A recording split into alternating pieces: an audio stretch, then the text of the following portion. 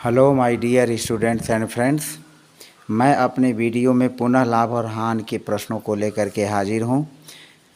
जैसा कि आप देख रहे हैं, पहला प्रश्न है, एक पुस्तक विक्रेता 200 रुपये मूल्य की पुस्तक को 225 रुपये में बेचता है, तो लाभ ज्ञात कीजिए।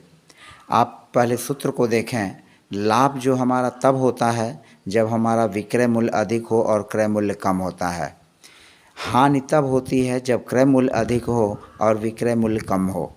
यानी कहने का तात्पर्य है कि अगर हम 500 रुपये में किसी वस्तु को खरीदते हैं और 600 रुपये में बेचते हैं, तो चूंकि हमने 500 रुपये में ख़रीदा है वह वस्तु का क्रय मूल्य हुआ, और 600 रुपये में बेचा है तो वह वस्तु का विक्रय मूल्य हुआ। यानी हमने 500 रुपये में ख़रीदा और उसको 600 रुपये में बेच दिया, तो हमारा लाभ जो हो गया 100 रुपये हो गया। और अगर हम उस वस्तु को 500 रुपये में, जैसे मान लीजिए हमारा ये 500 रुपया वस्तु है, और इस 500 रुपये की वस्तु को अगर हम 600 रुपये में बेचते हैं, यह विक्रय मूल्य है, यह विक्रय मूल्य है, और यह वस्तु का क्रय मूल्य है, यह क्रय मूल्य है। तो 600 रुपये में हमने ख़रीदा, 500 रुपये में ख़रीदा और 600 रुपये में उसको बेच दिया। तो यहाँ आप 500 और 600 का जो डिफरेंस देख रहे हैं वह 100 रुपये है। यानी यहाँ 100 रुपये का लाभ हुआ, यहाँ 100 रुपये का क्या हुआ, लाभ हो गया। अगर हम इसी 500 वाले वस्तु को, जो हमारा 500 रुपये में जो हमने वस्तु को ख़रीदा है, यह देख सकते हैं, जो 500 रुपये में हमने वस्तु को ख़रीदा है, अगर इस 500 रुपये की वस्तु को हम 400 रुपये में बेचते हैं, विक्रय मूल्य अगर 400 रुपये है, तो जब विक्रय मूल्य 400 रुपये होगा तो इसका मतलब हुआ कि यहाँ हानि कितनी हो जाएगी, 100 रुपये की। यहाँ हानि जो वस्तु पर होगा यह 100 रुपये की हानि हो जाएगी। तो यहाँ इस तरह से इसी प्रकार के प्रश्नों को हम कुछ छोटे छोटे प्रश्नों को लेकर के आपको बताएंगे। तो जैसा कि पहला सवाल है, एक पुस्तक विक्रेता 200 रुपये मूल्य की पुस्तक को 225 रुपये में खरीदता है, बेचता है, तो लाभ ज्ञात कीजिए। यहाँ हमारा पुस्तक विक्रेता का जो पुस्तक का क्रय मूल्य है वह 200 रुपये है, तो हमारा क्रय मूल्य हो गया, क्रय मूल्य बराबर है 200 रुपये। क्रय मूल्य हो गया 200 रुपये और विक्रय मूल्य हो गया, विक्रय मूल्य हो गया 225 रुपये। विक्रय मूल्य कितना हुआ, 225 रुपये। अब आप लाभ आसानी से ज्ञात कर सकते हैं। लाभ बराबर हो जाएगा, जो यह विक्रय मूल्य है, इस विक्रय मूल्य में से हम क्रय मूल्य को क्या करेंगे, घटा देंगे। विक्रय मूल्य में से क्रय मूल्य को हम घटाएंगे, तो 225 में से हम कितना घटाएंगे, 200 रुपये घटा देंगे, तो हमारा कितने रुपये हो जाएगा, 25 रुपया उस पर लाभ हो गया। अब हमें लाभ प्रतिशत की गणना करनी है, तो लाभ प्रतिशत लाभ, अगर लाभ प्रतिशत की गणना करनी है तो लाभ प्रतिशत बराबर हो जाएगा लाभ गुणा 100 बटे वस्तु का क्रय मूल्य। लाभ गुणे 100 बटे क्रय मूल्य। अब यहाँ लाभ कितना है, 25 रुपये है, गुणे 100 और बटे क्रय मूल्य कितना है, 200 रुपये है। यह 200 रुपये हो गया। 100 से 200 में भाग देंगे 2 हो जाएगा, यानी 25/2, और 25/2 का मतलब हो गया 12.5%।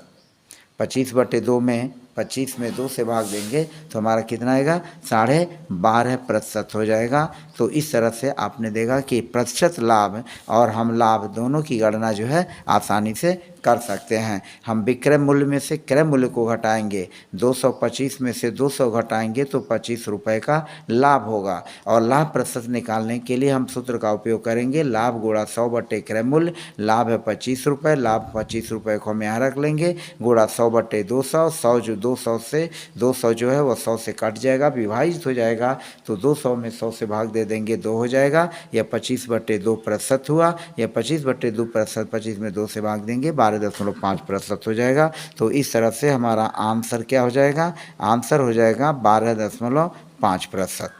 अब एक दूसरा सवाल है, और दूसरे सवाल को देखा जाए तो दूसरा सवाल हमारा क्या है, यह दूसरा सवाल, यदि 100 रुपये की वस्तु 120 रुपये में बेची जाए तो कितने प्रतिशत का लाभ होगा। अब यहाँ भी देखें कि वस्तु का जो क्रय मूल्य है वह 100 रुपये है और वस्तु का विक्रय मूल्य जो है 120 रुपये है। तो अब हमें यहाँ प्रतिशत लाभ ज्ञात करना है। तो वस्तु को हमने 100 रुपये में ख़रीदा है, यानी वस्तु का जो क्रय मूल्य है वह 100 रुपये है। वस्तु का क्रय मूल्य कितना है? 100 रुपये है। हमने 100 रुपये में वस्तु को ख़रीदा और वस्तु का विक्रय मूल्य कितना है? विक्रय मूल्य जो है वह कितना है? 120 रुपये है। वस्तु का क्रय मूल्य है 100 रुपये, वस्तु का विक्रय मूल्य है 120 रुपये। तो यहाँ पर कितना हुआ? लाभ हुआ।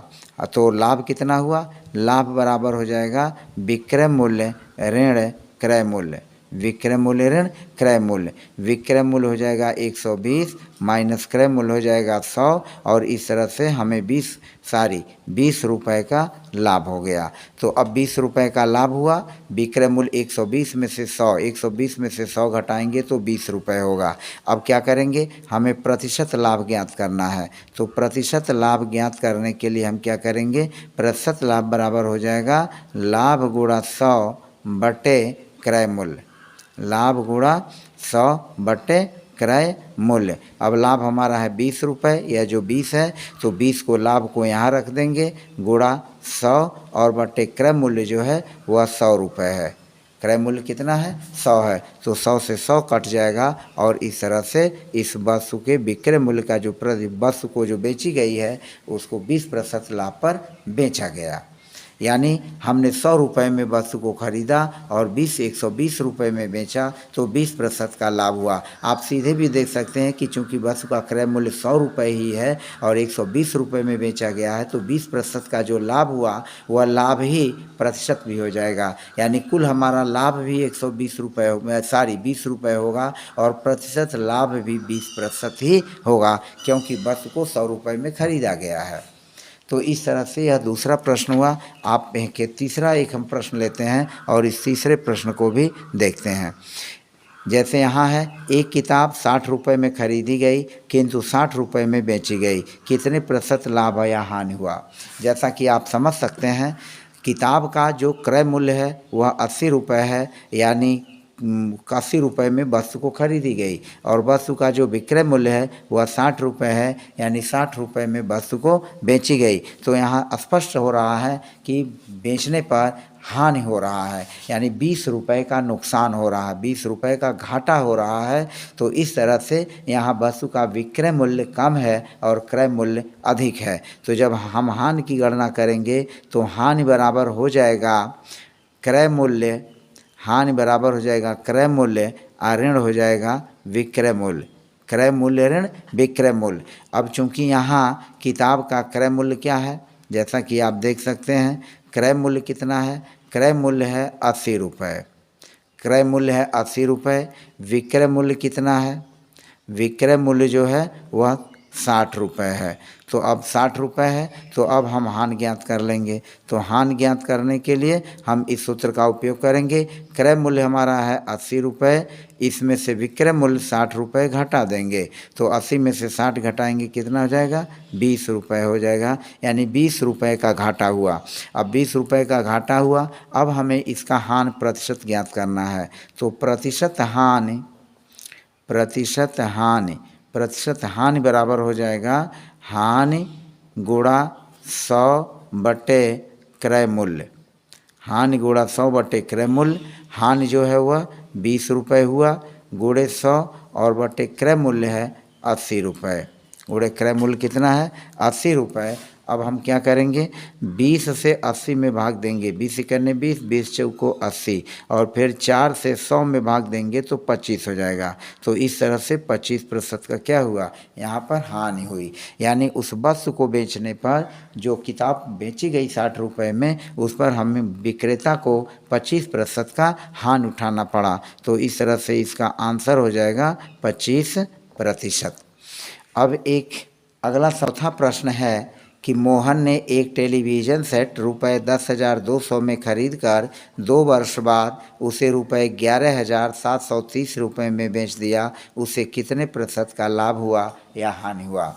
आप इस प्रश्न में देख रहे हैं कि टेलीविज़न सेट को 10,200 रुपये में ख़रीदा गया है और 11,730 रुपये में बेचा गया है, यानी टेलीविज़न सेट को क्रय मूल्य से अधिक दाम पर बेचा गया है, यानी यहाँ पर मोहन को लाभ हुआ है।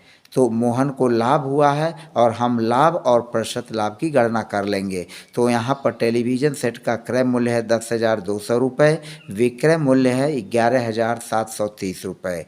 क्रय मूल्य है 10,200 रुपये और विक्रय मूल्य है 11,730 रुपये। तो यहाँ पर चूँकि लाभ हुआ है तो लाभ बराबर हो जाएगा, यह क्रय मूल्य हो गया 10,200 रुपये, विक्रय मूल्य हो गया 11,730 रुपये, लाभ बराबर हो गया विक्रय मूल्य ऋण क्रय मूल्य, विक्रय मूल्य ऋण क्रय मूल्य। तो हम विक्रय मूल्य 11,730 रुपये में से 10,200 रुपये घटा लेंगे और 10,200 रुपये घटाने पर यह आएगा 0, फिर 3, 7 में से 2 घटेगा 5 और 0 में से, यानी 1,530 रुपये। 1,530 रुपये का लाभ लेकर के मोहन ने इसे जो है बेच दिया। अब आप देखें प्रतिशत लाभ की गणना कैसे करेंगे। हम वही अपना सूत्र उपयोग करेंगे, प्रतिशत लाभ बराबर लाभ गुणा 100 बटे क्रय मूल्य। प्रतिशत लाभ बराबर लाभ गुणे 100 बटे क्रय मूल्य। तो लाभ कितना हुआ? लाभ हुआ है 1,530 रुपये गुणा 100 बटे क्रय मूल्य जो है 10,200 है।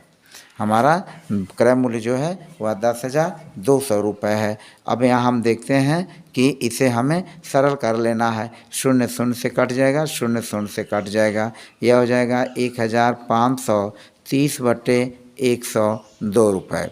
102 हुआ। अब इसको हम छोटा कर लेते हैं और छोटा करके भाग दे देते हैं।